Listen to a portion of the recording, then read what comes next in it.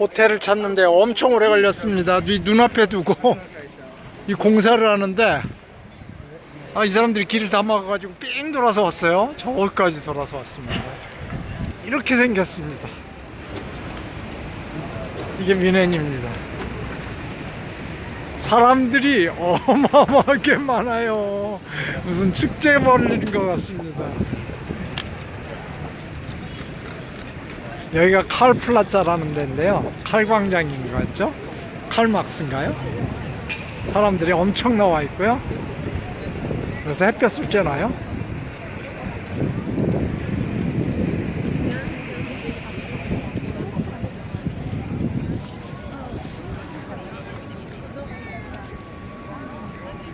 여기에 성문이 있네요. 이 성문을 따라서 들어가면 맥주집이 나오겠죠. 우리는 맥주집만 지금 찾습니다. 칼플라자에서 한번 살펴본 미넨입니다. 미넨이 이렇게 생겼습니다. 미넨성입니다. 양옆에 읽을 수 없는 글자가 있고요. 그리고 이렇게 사람들이 많아요. 오늘 금요일이라 많은가 봐요. 들어가 보죠. 옥토버 페스트가 여기서 열릴 것 같습니다. 여기가 미넨의 명동이에요. 정말로 사람들이 많고요.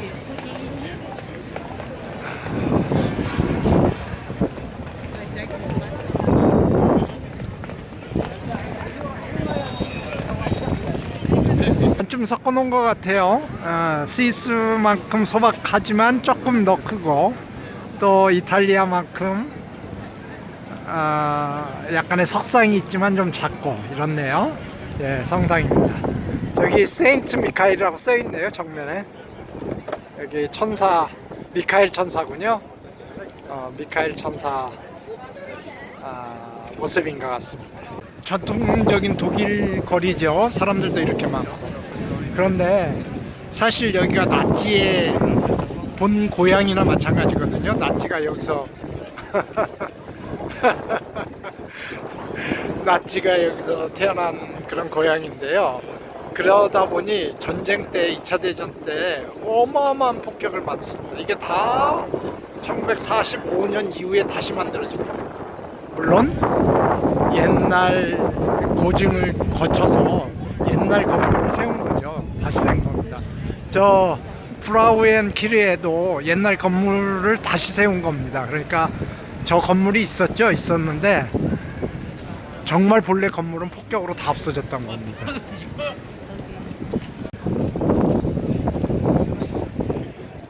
아주 섹시한 멧돼지가 있는데요. 사람들이 다 좋아합니다. 야, 이것도 좋습니다. 멧돼지는 사나워야 된다. 선입견을 깰 수 있죠. 와, 이 빌딩도 곡선으로 지었습니다. 보이시죠? 축구공 가지고 묘기를 부리시네요.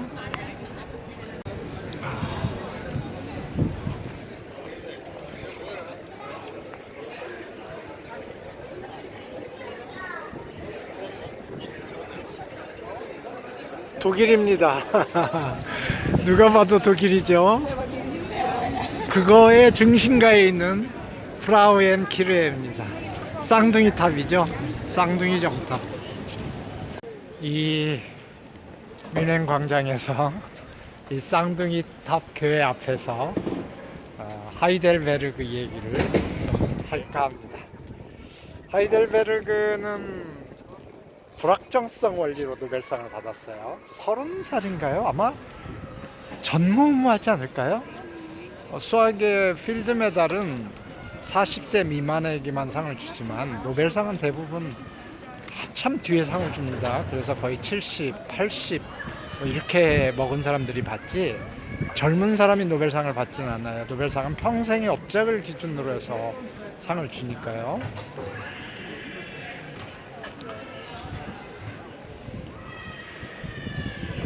하이델베르그의 불확정성 원리는 수학에 또 비슷한 이름의 원리가 하나 있어요. 괴델의 불완전성 원리가 있습니다. 그리고 두 정리가 거의 비슷한 시기에 수학과와 물리학과를 완전히 흔들어 놓습니다. 뒤죽박죽으로 만들어 놓습니다. 수학도 괴델의 불완전성 원리에서 아주 뒤죽박죽이 되고요. 물리학도 불확정성 원리에 의해서 정말 엄청난 논쟁이 붙습니다. 서로 엄청 미워하고요, 싸우면서. 위치와 속도를, 그러니까 운동량을 두 개를 정확히 할 수는 없답니다. 그러니까 위치를 정확히 알면 속도, 운동량이 모호해지고, 운동량을 정확히 알면 위치가 아주 모호해진다는 게 바로 불확정성 원리입니다. 수학적으로 이야기하면 x 곱하기 y는 뭐 1보다 크거나 같답니다. 그러니까 x를 줄이면 y 값이 엄청나게 커지고 y를 줄이면 x 값이 엄청나게 커지는 겁니다. 우리 반비례 곡선 아마 초등학교 때쯤에는 배우기 때문에 이해하실 거라고 믿습니다. 쌍둥이탑 교회 안 모습입니다. 정말 소박하지요. 독일 교회는 한가운데 예수님 십자가가 이렇게 달려있네요.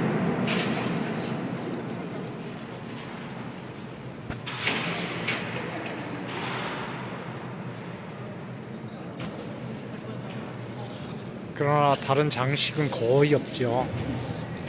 기둥과 아주 소박한 천정 모습입니다. 독일은 달라요. 프랑스나 이탈리아하고는 다릅니다.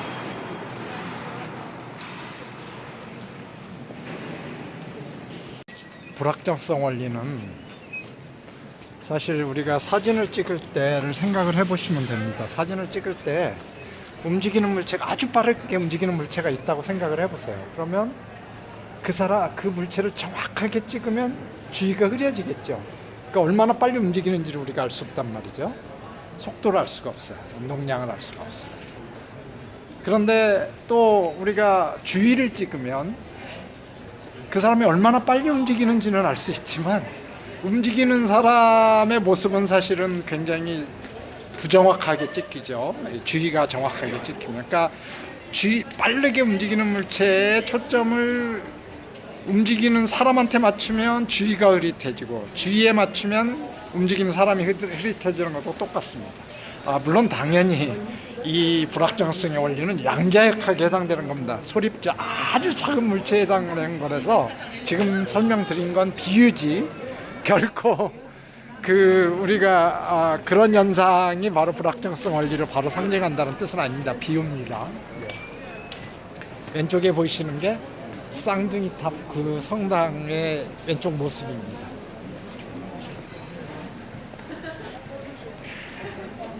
이 불확정성 원리는 인간이 아무리 노력을 해도 여태까지 우리가 인간이 모르는 건 언젠가 알게 되겠지 이렇게 우리가 생각을 하잖아요. 그러나 인간이 아무리 노력을 해도 명확하게 알 수 없는 부분이 있다라는 걸 물리적으로 증명을 한 겁니다. 절대로 우리의 능력으로는 도달할 수 없는 영역이 있다. 그게 사실은 똑같은 현상이 수학에서 불완전성 원리하고 똑같은 현상이 일어납니다. 괴델이라는 수학자가 있었는데요. 괴델이라는 수학자는 오스트리아 수학자입니다. 비엔나 대학교를 나온 오스트리아 수학자인데 수학이 완전한가에 대한 질문이 지금부터 한 100년 전에 있었습니다. 정말 수학이 완전한가? 제가 아프리카에서 살짝 얘기를 한 적이 있는데요. 그리고 수학이 완벽하게 그럼 모든 걸 증명할 수 있는가? 아까 비슷하죠. 물리에서 위치와 운동량을 정확히 둘 다 알 수 있는가? 이런 거하고 비슷한 겁니다. 수학에는 모순이 없는가? 근데 수학이 완전하지도 않고 모순이 없지도 않다라는 거를 증명한 겁니다. 걔들이. 그럼 수학이 모순이 있다는 얘기인가요? 아닙니다. 그 얘기 아닙니다. 모순이 없다가 아니다라는 걸 증명한 거지 수학에 모순이 있다라는 걸 증명한 건 아닙니다. 약간 헷갈리네요. 여하튼 이 하이델베르그는 양자역학에서 불완전성의 원리를 증명함으로써 소립자의 세계에 아주 커다란 이정표를 세웁니다. 그리고 우리가 아무리 노력해도 도달할 수 없는 영역이 있다는 걸 모두 인식함으로써 한계도 명확히 구분을 짓습니다. 예, 살았는지 죽었는지 뚜껑을 열어봐야 알 수 있다는 슈레딩거의 고양이 얘기가 이쯤에서 나오는 거잖아요. 양자역학은 원인에 대해서 결과를 반드시 우리가 알 수 있다. 결과가 있으면 원인도 반드시 알 수 있고, 이렇게 원인과 결과가 확정되어 있다라는 아인슈타인의 물리, 그 전에도 물론 모든 물리학은 그런 베이스로 했죠. 그런데 그렇게 하지 않고 확률에 의존해서밖에 우리가 문제를 이해할 수밖에 없다. 내일 비가 올지 안 올지 모르잖아요. 확률은 우리가 이해할 수 있지만, 그래서 이렇게 사람들이 세상을 보는 관점을 바꾼 아주 획기적인 사건입니다. 그 말은 우리가 물리학뿐이 아니죠. 수학뿐이 아니고 모든 생활에 영향을 미친 겁니다. 마치 생물의 진화론이 모든 우리 철학과 사상에 영향을 미치듯이 이 불확정성 원리, 하이델베르그의 불확정성 원리는 모든 철학과 사상에 영향을 미칩니다. 지금 우리는 여기에 와 있습니다. 마리엔플라츠. 이게 바로 미넨의 상징이죠. 그리고 저 종탑 아래쪽에서 시간이 되면 얘네들이 나와서 여기서 춤을 추지 않습니까? 그래서 우리는 아직 시간이 안 돼서 기다려 보도록 하겠습니다. 여기에 뭐 교회 뾰족탑이 여기저기에 다 보이네요. 저 뒤에도 보이죠?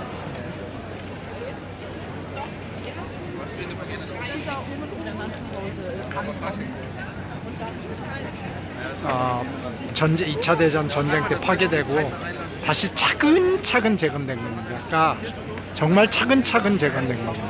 한꺼번에 재건된 건 아니고요. 일부는 남아 있었겠죠. 일부는 허물어지고. 그래서 건물 색깔도 조금 다를 것 같습니다. 어느 쪽 돌은 옛날 걸 그대로 썼을 것이고 어느 쪽은 새로 아마 갖다가 새로 세웠을 겁니다. 시청이 이 정도면 뭐 거의 왕궁인데요. 자, 사람들이 여기에 엄청 모여 있습니다. 금요일 날 오후입니다. 경찰도 이렇게 나와 있습니다. 다 경찰이 지켜주는 거죠. 예.